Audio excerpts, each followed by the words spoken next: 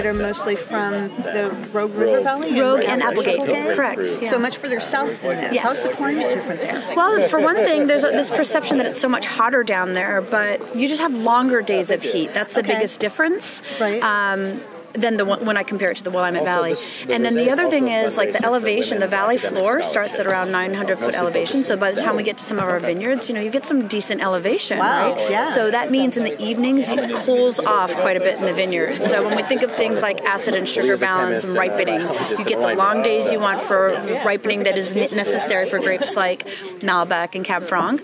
But then you also get these cooler evenings that kind of sort of give off this wonderful balance of acidity with the fruit. So when we pick, we're getting just Cab Franc naturally has high acidity, so we're just getting everything we want out of this particular fruit in Southern Oregon. Excellent. Are they growing a lot of Cab Franc in Southern Oregon? There's not a lot of Cab Franc grown in Oregon in general, but it is still one of the most widely planted varietals in the world. Gotcha.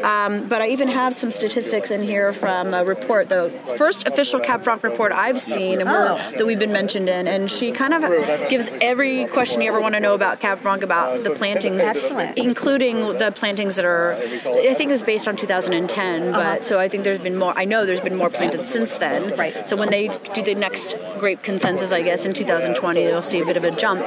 But there's not a lot of it, to be honest. I mean, I have to search for when I want to grow, but the growers I work with are also on board with what I'm doing, so they'll plant more for me, which is great. So you work pretty closely with your growers, so you're really in touch with what's happening during the season.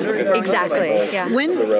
For down there, when do you run into bud break, and when do you end up doing harvest? Do they have is the season longer there? It actually usually starts earlier than up here. Okay.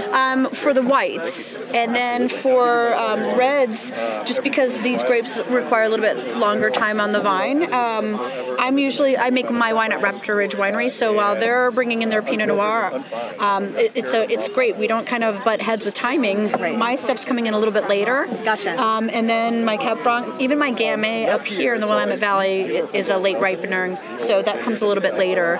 But which is interesting. I mean, comparing a Willamette Valley to Southern Oregon, the Gamay is one of our last picks, which is in Willamette Valley. Yeah. Huh. It comes in actually after our Malbec, which would technically be our last pick. Yeah. So excellent. Yeah.